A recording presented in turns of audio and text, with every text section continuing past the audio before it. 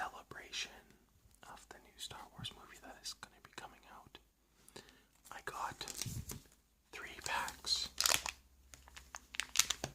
of the Star Wars trading card game. As you can see, this one, I'm not sure what the difference is. I got them from Walmart, but yeah, this one has lighter picture, and it's got both of these pictures combined on one. So I'm not sure exactly if there's a difference other than the packaging. I doubt it, but anyways, I'm gonna open these and we can see what's in them. I know nothing about the card game other than it's Star Wars. So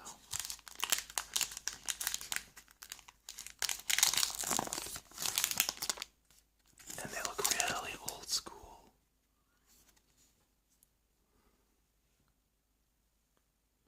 Kylo Ren, Dark Warrior. Let's look at the back. Oh, there's a picture. Arrest Gone Bad. This one's got a story summary. Disappointed with many Jedi Council decisions, a conflicted Anakin Skywalker is easy prey for Chancellor Palpatine's masterful manipulations, which he raises to higher levels as Jedi leaders begin to comprehend the despot's true agenda. Mace Windu leads a small contingent of the Order to arrest Palpatine, but the nefarious Sith is more than ready for them. All are savagely slain, save Windu, who engages in a pretty spectacular battle with his now exposed power-mad enemy. Anakin Skywalker's chance arrival tips the scale in favor of evil, as Palpatine convinces his charge that all Jedi Knights are aggressors. Windu is slain by Skywalker, and the unmasked Darth Sidious arrives with a new apprentice. Crazy. Han says goodbye. Patrolling on Hoth, Luke Skywalker is attacked and imprisoned by a fearsome ice creature, the Wampa. He uses his Force powers to escape the monster's lair, but soon becomes lost in Hoth's icy wastes, where he has a vision of his deceased friend, Obi-Wan Ben Kenobi. This ghostly figure exhorts the boy to fly to Dagobah, and learn the ways of the Force from a Jedi Master named Yoda. Meanwhile, still allied with rebel forces, Han Solo and Chewbacca make short work of an Imperial probot. Star Wars movie facts. The Imperial AT-AT. This stunning technical drawing of the Imperial AT-AT was done by Joe Johnson for The Empire Strikes Back. Some of the details changed, but a bulk of the look is present. It's not yet known whether an AT-AT type vehicle will be seen in the Star Wars The Force Awakens. That's cool.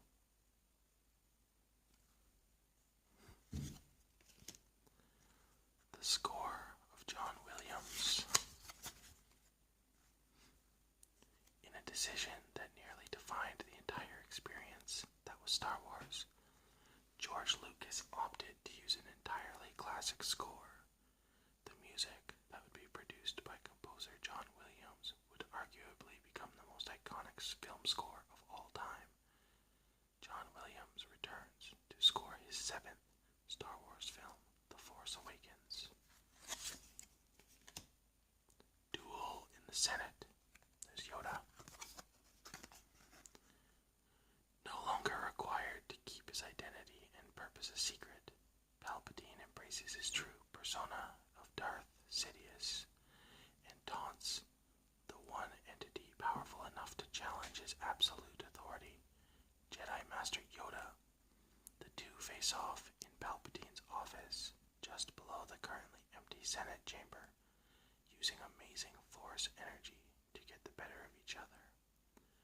They dramatically ascend into the deserted chamber itself, battling like titans as Senate pods are tossed about like toys. Yoda finally manages to escape from a seemingly endless struggle, whisked from the scene by prudent ally Bail Organa.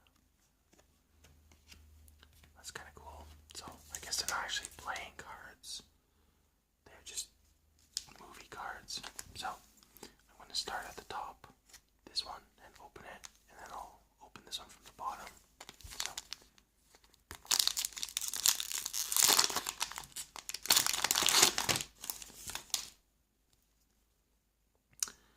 the Battle of Geonosis. Hoping to rescue their friend Obi-Wan Kenobi, Anakin Skywalker and Padme Amidala arrive on Geonosis, but are quickly apprehended by Jango Fett and sentenced to death. Joining Obi-Wan in an enormous arena, they are pitted against three monstrous creatures, while Count Dooku and his Confederates watch from the high stands. Suddenly, Mace Windu and his Jedi strike team appear with lightsabers drawn, overrunning the arena and engaging in a titanic battle with Dooku's droid army. Jango Fett, hindered by a malfunctioning jetpack, is eventually slain by Windu as the conflict escalates. The garbage compactor. God, these are so long. Star Wars was originally slated for release in Christmas 1976. However, delays pushed the film's debut to summer 1977. Already anxious about meeting his deadline, George Lucas was stunned when his original film editor's first cut was a complete disaster. Paul Hirsch, Richard Chew, and Lucas' then-wife, Marcia Lucas, cutting Martin Scorsese's New York at the time, were called in to reshape the movie. Chew found that conventional cutting had given Star Wars a non-energetic pace. He and an equally rushed Hirsch worked on two reels simultaneously. Whoever finished first would then move on to the next. Boba Fett, and Jango Fett.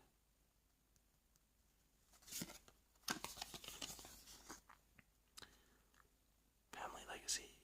An infamous Mandalorian bounty hunter, mercenary, and assassin, Jango Fett served as the genetic template for the clones that soon formed the bulk of the Grand Army of the Republic.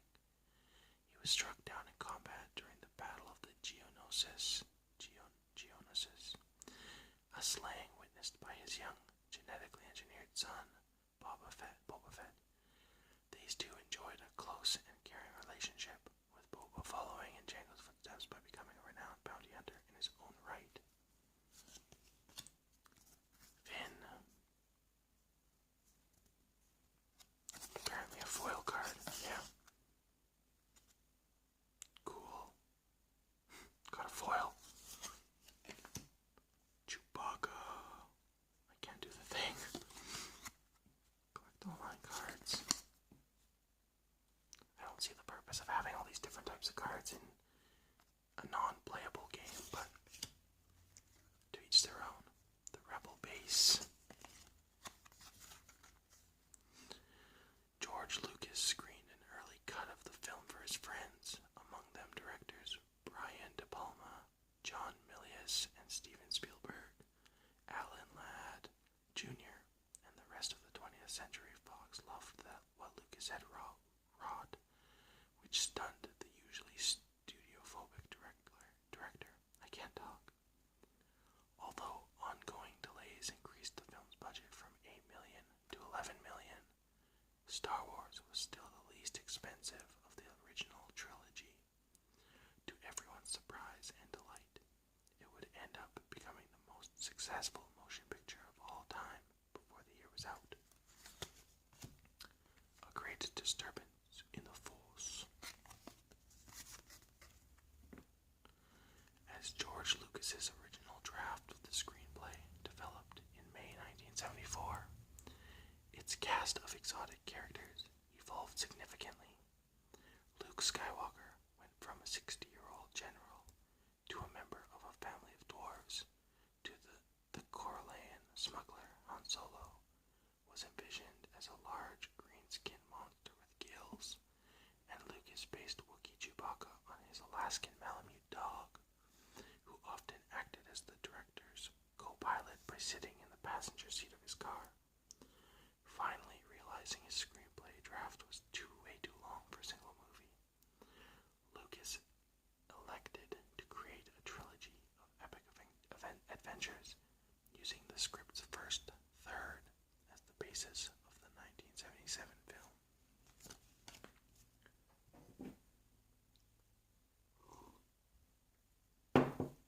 Okay, last pack.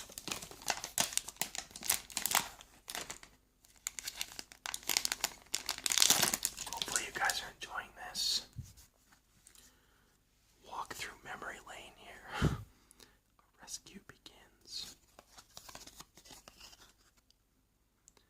After discovering that most of the major studios had disbanded their visual effects departments, George Lucas founded his own special effects unit in 1975, Industrial Light and Magic, which began its extensive Star Wars work in a Van Nuys, California warehouse. Most of the striking visuals employed motion control photography, which created the illusion of size by employing small models and slowly moving cameras. Model starships were constructed on the basis of drawings by Joe Johnston, input from Lucas, and paintings by Ralph McQuarrie. Lucas went against the grain of traditional sci-fi by creating a used universe in which all devices, ships, and buildings looked aged and dirty. I like that. Creature Cantina.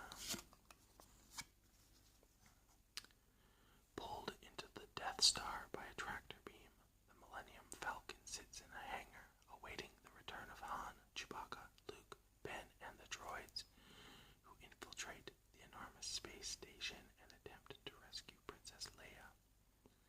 The young adventurers tangle with Imperial stormtroopers in various skirmishes, even as Kenobi, after immobilizing the tractor beam, engages in a hateful lightsaber duel with the former apprentice Darth Vader, now a remorseless Sith Lord. Escaping to the Falcon, Luke watches in horrified disbelief as Ben Kenobi is struck down in battle. Duel in the Senate. I already read this one, so there you go. The Sith Return, Darth Maul. Padme reveals herself to be Naboo's Queen Amidala before a startled Boss Nass, finally winning the Gungan leader's confidence and a solid pledge of military support. As a spectacular battle with Trade Federation forces ensues on the planet's grassy fields, Jedi warriors Qui-Gon Jinn and Obi-Wan Kenobi clash once again with Sith assassin Darth Maul.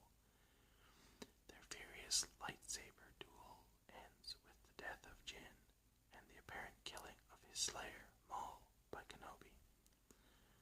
Apparent Federation ambitions on Naboo are finally foiled, military and politically.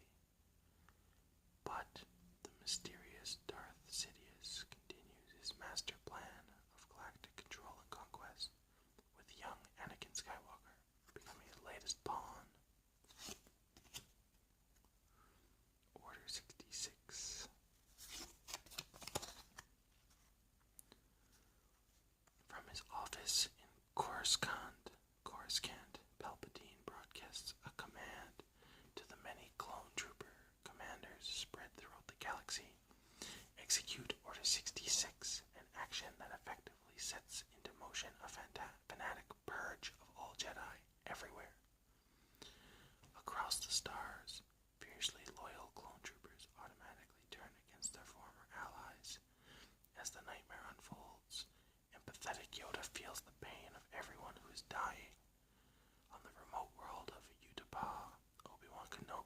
is flung off a cliff by a blast from an all-terrain tactical enforcer, but he survives the drop. On Coruscant, a now-turned Anakin Skywalker marches into the Jedi Temple and thoroughly embraces dark side ruthlessness at its most extreme. Assassination failed. No sooner does Senator Amidala arrive on Coruscant than an explosive assassination attempt is made, killing a valiant decoy for the senator instead. Before long, a second effort to murder Amidala is underway, but the extraordinary protection of Jedi Knights Anakin Skywalker and his mentor master, Obi-Wan Kenobi, prevent this. A wild chase across the surface of the city planet Coruscant ensues, and the capture of bounty hunter Zam Wessel is complicated when Wessel herself is killed by a mysterious saber dart shooting Rocket Man. Obi-Wan remains on Coruscant for further investigation, while Amidala and the long-smitten Skywalker, her Jedi bodyguard, head back to Naboo.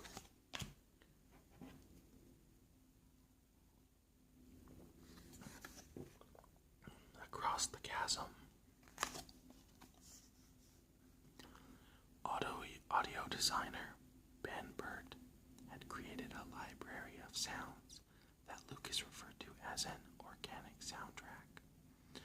For Chewbacca's growls, Burt recorded and combined sounds made by dogs, bears, lions, tigers, and walruses to create phrases and sentences. The robotic voice of C-3PO was achieved by filtering voices through an electronic synthesizer.